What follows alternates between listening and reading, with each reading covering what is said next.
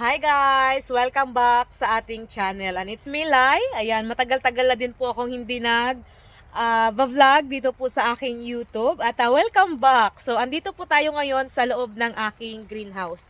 So, yung greenhouse po natin na ito ay sadyang ginawa po ng aking mister. Kung makikita ninyo, napaka-pulido po niyan. Metal po lahat yan. Siya po ang nag-bend, siya po ang nag-welding, at siya din po ang nag-install. Dahil may mga gamit po siya. At dito po sa loob ng ating greenhouse mga kaibigan, nakatanim po at dinala ko yung ating mga seedling. At last second week ng May, or I think third week ng May, nung nilabas ko po yung aking mga seedling. Dito po sa Canada ay napaka-unpredictable ng weather. Especially dito po din sa parte na kung saan ako nakatira sa Quebec ay napaka-unpredictable ng weather. Nagtanim mga ako dito sa loob ng greenhouse, kamatis na tunaw. Kasi po second week pa talaga ng June dapat magtanim ng mga vegetable. Pero dahil may greenhouse po tayo, so nagtanim tayo. Dahil sanay naman po ako na nagtatanim sa loob ng greenhouse ng mga third week ng May, ay okay pa din yung ating mga pananim. Pero this year talaga, grabe, natunaw sila. So sad to say, ayun, yung ating mga pananim ay natunaw, especially ang mga tomatoes. Yung mga tomatoes natin mga kaibigan ay dinaanan po siya ng pros. Pero hindi ko po ito bubunutin kasi po magre-regrow naman po dito, but it takes time. Magre-regrow dito yung another branch katulad nito oh. May nag-grow na siya na branch oh, ayan. So puputulin ko to dito, then ito na yung mag-grow as a mother plant niya. Tapos ito din natunaw siya. Ayan. Kaya ito din yung disadvantage dito po sa bansang malalamig kapag magtatanim tayo dito and we don't have proper knowledge kung kailan ba dapat nilalabas ang mga pananim, kung anong klaseng pananim yung ating ilalabas sa temperature na yan. Kasi po kapag zero po yung temperature dito, freezing po yun mga kaibigan. So inabot siya ng I think 3 times na nag 0 degrees. Tapos I think 2 days ago minus 1 degrees, tapos yung feeling po nun ay minus 4 para pong freezer. So andito na sila. May mga bulaklak na sana pero namatay. Pero it's okay. It's part naman ng ng failure at saka growth ng pagtatanim dito po sa ibang bansa na malalamig. Kailangan talaga siyang alam niyo yun, patient. Hindi katulad ng sa Pilipinas na isaboy mo lang yung buto, kapag tumubo na yan, dinamuhan mo, inabunuhan mo, ayun, may bunga ka na. Dito hindi po. Kahit gaano nga po kalawak, minsan nga joke ko pa kahit gaano kalawak ang inyong lupa dito sa bansang mga malalamig, kung gusto mong magtanim, it takes a lot of money, effort, and time. So ayan yung ating kamatis, may bulaklak, may bunga na siya ayun tapos namatay. So ang gagawin ko nito, kukunin ko na lang yung mga nag-froze. Madami din po akong mga Pinoy seedling na nilabas. At yung iba tinamaan, but luckily hindi naman sila naubos lahat. Like for example, yung ating mga okras, tingnan nyo, nung nilabas ko yung mga okras na yan, they are very beautiful.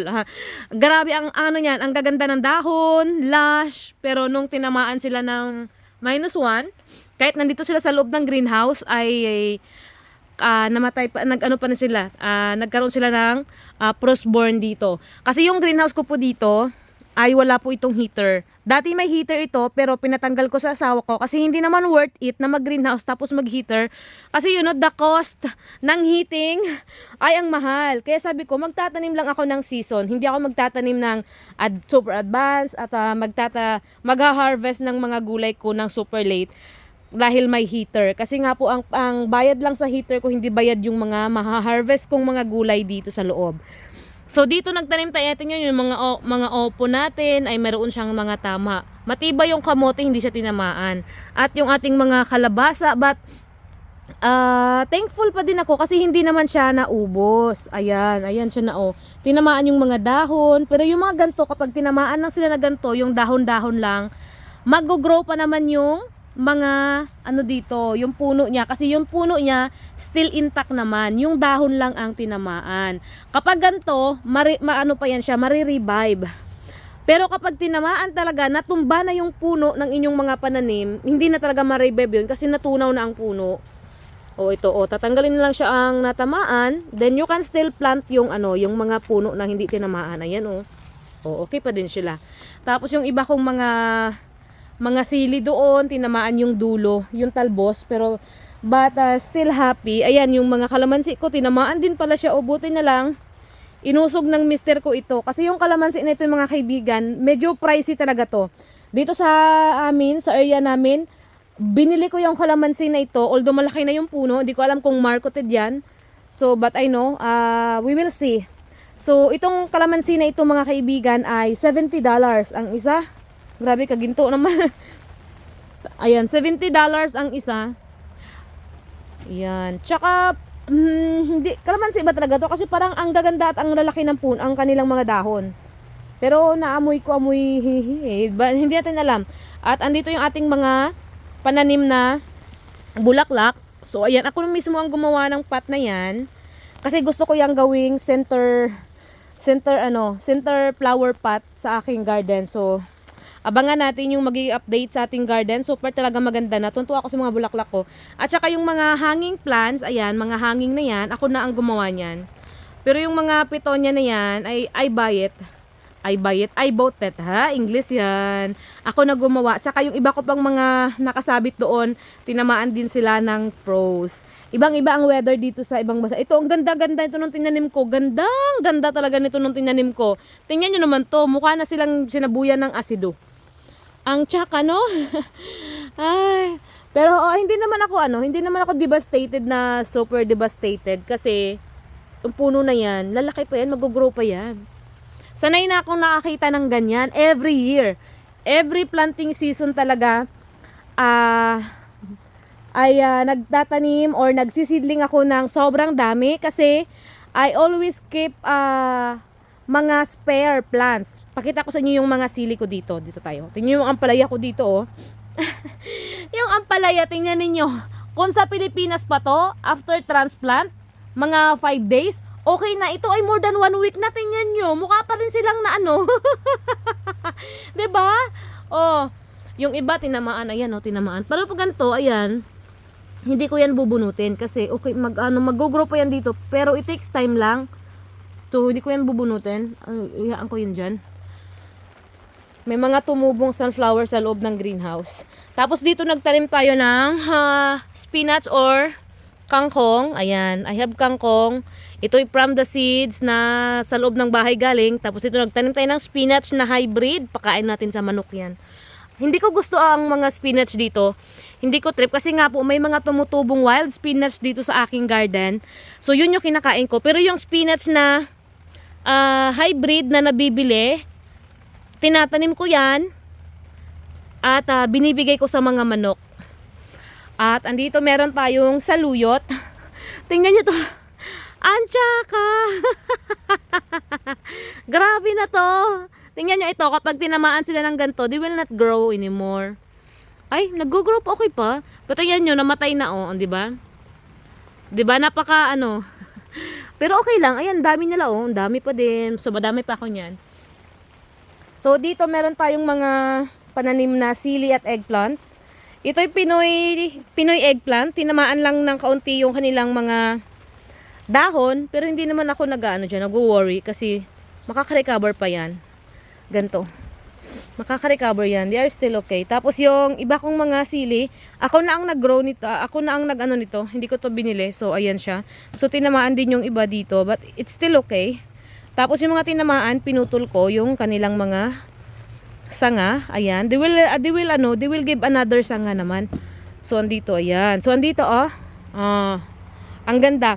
Ang ganda-ganda na sili nito. Pero dahil dito ko nga sila nilagay sa gilid ng ating plastic. So, yung dito banda tinamaan. Pero, I'm still thankful kasi ang tinamaan is yung dulo lang. Hindi talaga sila namatay ng kasama yung puno. So, andito ang ganda-ganda. O, ganda-ganda. O, yan. At saka isa sa mga way ko ng pagtatanim ng sili, especially kung isisidling nyo po sila ahead, it's better po na itapping ninyo ang inyong mga sili. Tapping, it means yung pagkakat ng mga dulo ng mga sili for them to provide more branches katulad nito. Ayan, nagbigay siya, ayan o, katulad nito.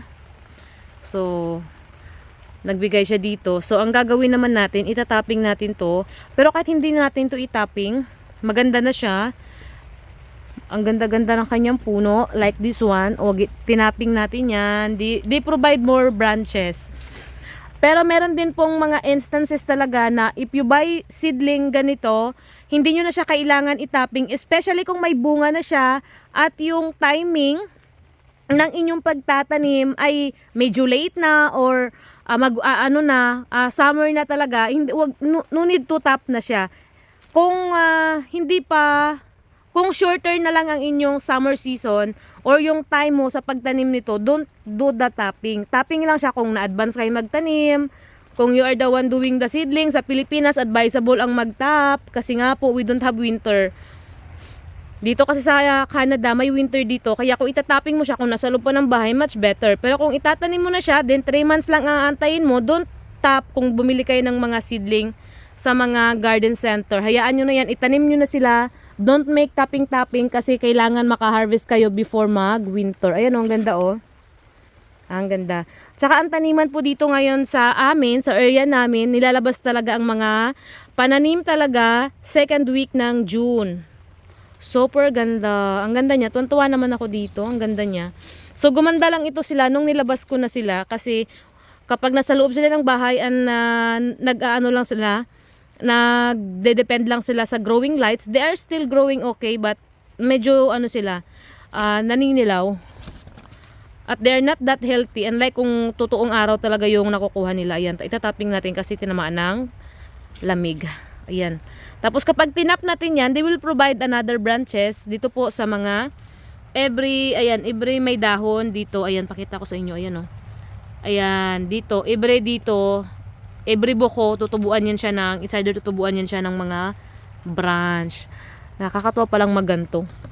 At anyway, so yan na yung ating mini update sa ating garden. At so far talaga excited na akong tanim. Tsaka ito, ayun, ang ganda. Dalawang puno pala to. Ay, isa lang. Ito maganda siya. Ayan. Tapos I have alugbati seedling. Yung alugbati seedling natin na tinamaan din siya ng pros. Ayan. Pero hindi pa sila patay. Hindi yan sila patay. Tanggalan lang natin sila ng dulo. As long as hindi naman tinamaan at natunaw yung kanyang puno, okay pa din yan. Meron akong mga melon dito. Oh. Yung mga melon ko, kailangan na talaga nilang ilabas sa open na garden kasi nga po yung mga vining plants kapag na-reach na nila yung kailang maximum level sa maliit na pot, they will start to mag-change na sila ng dahon. Unti-unti na yan silang kailangan nila ng the more they grow, the more they need more nutrients para sa pagpapaganda ng kanilang puno. Kaya kailangan nilang ilipat. But hindi pa pwede. Second week pa ng June para hindi naman ako maubusan na seedling. Tsaka ito, magaganda nila. And this one, I have rosemary. Ako ang nagseedling nito. Gustong gusto ko yan. Tapos meron ako dito mga tanglad na binili ko. Yan. Iriripat natin yan. Nililipat natin sa mga malalaking paso. Tapos dadalhin natin sa loob ng bahay. Diba? So, anyway, yan lang yung ating update for today. May opo ako doon namatay. Thank you so much. Bye!